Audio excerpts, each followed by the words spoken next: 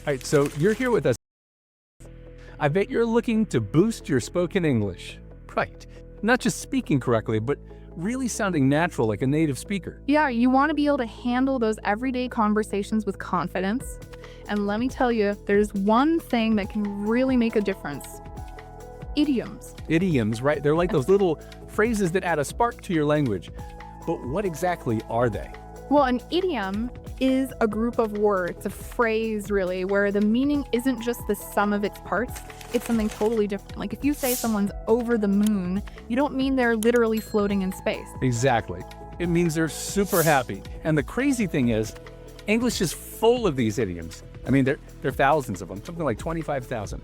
But don't worry, we're not going to make you memorize all of them. No, we're going to focus on the ones you'll actually hear and use all the time, the ones that'll make you sound like a pro. Because let's be honest, you can't have a natural conversation in English without using at least a few idioms. And they're so powerful, they pack so much meaning into just a few words. Yeah, it's like a shortcut. Instead of explaining something in a long, complicated way, you can just use an idiom and boom, everyone gets it. Plus, it's fun, it makes your language more vivid and interesting. It's like adding a little bit of spice to your conversations. So we're going to equip you with the tools to understand and use these idioms in your own conversations. And to make it really practical, we're going to look at them through the lens of different everyday situations. So you won't just learn the meaning, but you'll also know when and how to use them. Ready to dive in? Absolutely. Let's get started. Let's start with a situation we all find ourselves in. Telling someone your own news. Yeah, catching up with friends, sharing updates, all that good stuff. There's some great idioms for that. So imagine you have some exciting news, some juicy gossip you can't wait to share. You can say something like, tell you. Or tale. Or, have I got a tale to tell you? Yeah, exactly. It's like saying, I have some really interesting news to share. And it's the kind of news that brings people closer, the stuff friendships are built on. It creates a sense of anticipation. It's like, ooh, tell me more. Right. So picture this. You bump into a friend and you say, meet me at lunchtime. Have I got a tale to tell you? Instant intrigue. Totally. Now, what if your tale turns out to be a bit long-winded? Well, that's when you can use the idiom to cut a long story short.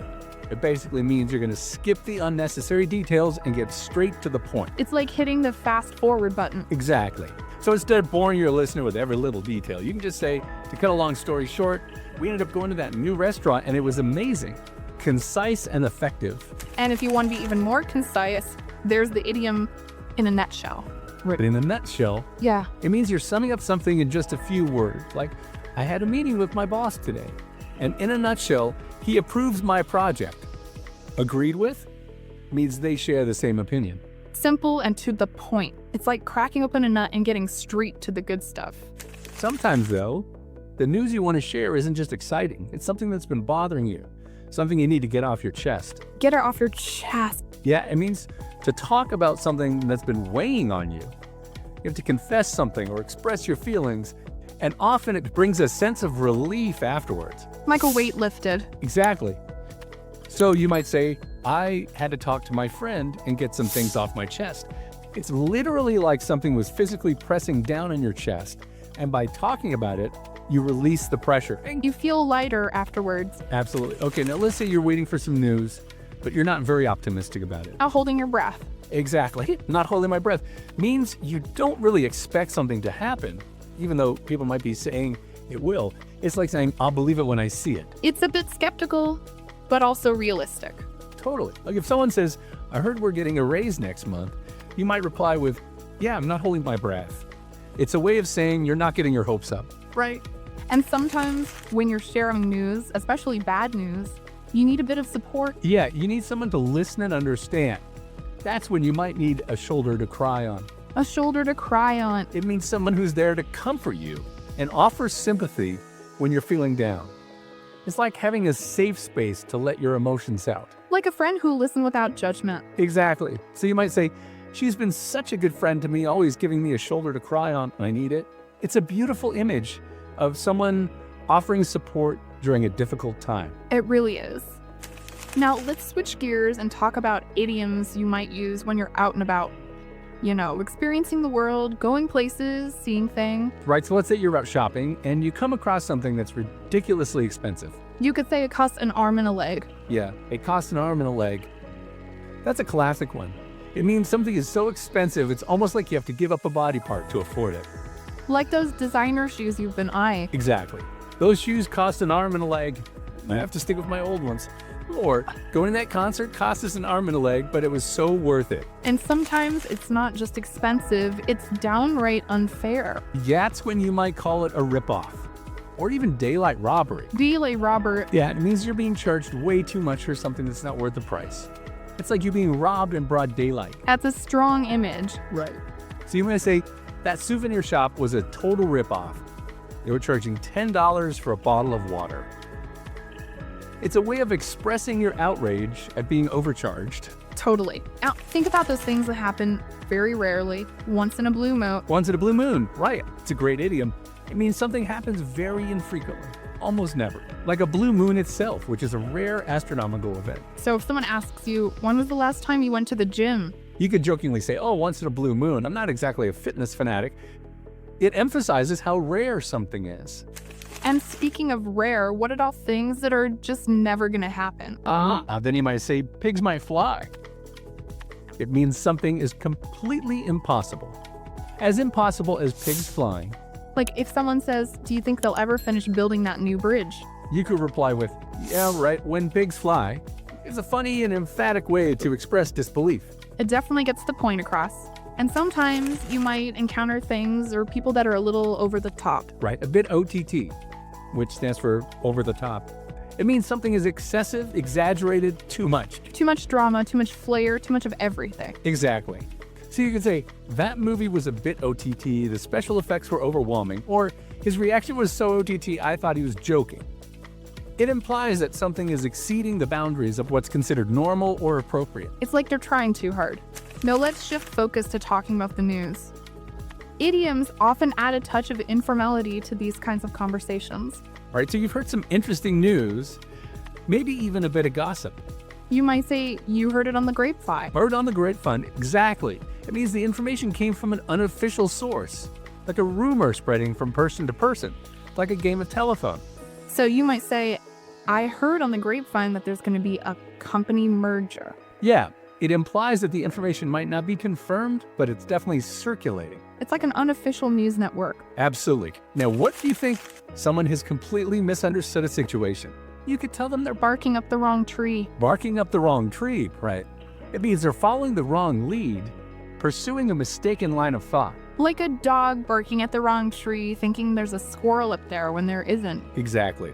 So if someone's accusing you of something you didn't do, you could say, you're barking up the wrong tree. I had nothing to do with it. It clears up the misunderstanding, and sometimes you might hear news that sounds a little suspicious, a little fishy.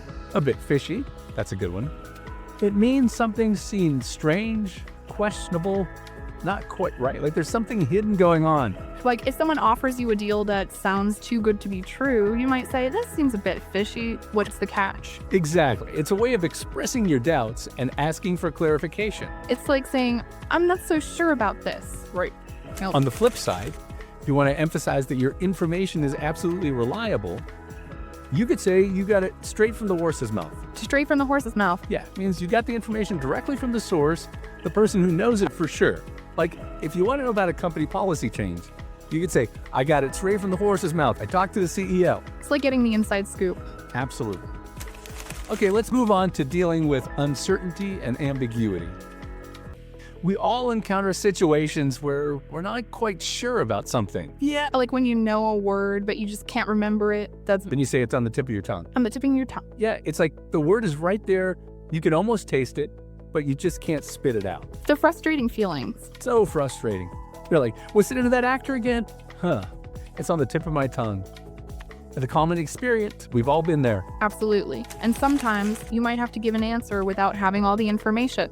That's when you can say, off the top of my head. Off the top of your head. Yeah, it means you're giving an answer without really thinking about it too much or checking the facts. It's a spontaneous response. So if someone asks, how many countries are there in Europe? You might say, off the top of my head, I think there are around 40. It's a way of indicating that your answer might not be completely accurate. It's an estimate. Exactly. And sometimes you might share information, but you don't want to be held responsible for it. You could say, but don't quote me on that, Don't quote me. right? It means you're sharing information informally, and you don't want your words to be taken as official confirmation. Like if you say, I heard the store is closing down, but don't quote me on that. Exactly. It's a way of protecting yourself in case the information turns out to be wrong. It's a disclaimer. Now let's talk about those times when you're feeling conflicted about something. You could say you have mixed feelings. Mixed feelings, right? It means you have both positive and negative emotions about something. Like you're excited about the new job opportunity, but also sad to leave your current team. Yeah, exactly. So you might say, I have mixed feelings about moving to a new city. I'm excited for a fresh start, but I'll miss my friends and family. It acknowledges the complexity of your emotions. It's like you're being pulled in two different directions. And a similar idiom for when you're struggling to make a decision is, I'm in two minds. In two minds. Yeah, it means you're torn between two options, can't decide what to do. Like choosing between two different vacation destinations. Exactly. I'm in two minds about which offer to accept. They both have their pros and cons. It highlights your indecision. Now, what about when you're facing a potential problem in the future, but you're not going to worry about it right now? You might say, I'll cross that bridge when I get to it. Cross that bridge when you get to it. Yeah, it means you'll deal with the problem if and when it actually rises, but you're not going to stress about it beforehand. It's a way of postponing worry. Exactly. Like if you're concerned about a potential job layoff, you could say, I'll cross that bridge when I get to it. Right now, I'm just focusing on doing my best. It's a way of staying present and not getting bogged down by hypothetical problems. It's a good strategy for managing stress. And finally, what about those situations where you don't want to take sides in an argument? You could say, I'm sitting on the fence. Sitting on the fence, Yeah, it means you're remaining neutral, you're not choosing a side. like a spectator watching a tennis match. Exactly. So if two of your friends are arguing about politics, you could say, I'm sitting on the fence with this one. I can see both sides of the argument. It's a way of avoiding conflict. That's a diplomatic approach. Okay, let's move on to our final theme, ending a conversation. There are some great idioms for wrapping things up politely. Absolutely.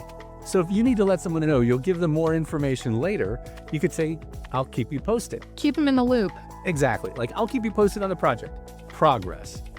It's a way of promising to provide update. It keeps the lines of communication open. Now, what if someone you're talking to is about to do something challenging, like a performance or a presentation? You could tell them to break a leg. Break a leg. Isn't that bad luck? It's a funny one, right? Yeah. It's actually a way of wishing someone good luck, especially in the theater world. So it's the opposite of what it sounds like. Exactly. It's like saying, I hope everything goes well for you. So before a friend's big audition, you could say, break a leg, I know you'll do great. It's a quirky but encouraging expression. And what if someone is going through a rough patch? You can offer support by saying, hang in there. Hang in there. Yeah, it means to stay strong, persevere, don't give up. Like if a friend is going through a breakup, you could say, hang in there. Or, I know it's tough right now, but it will get better. Exactly, it's a message of encouragement and hope.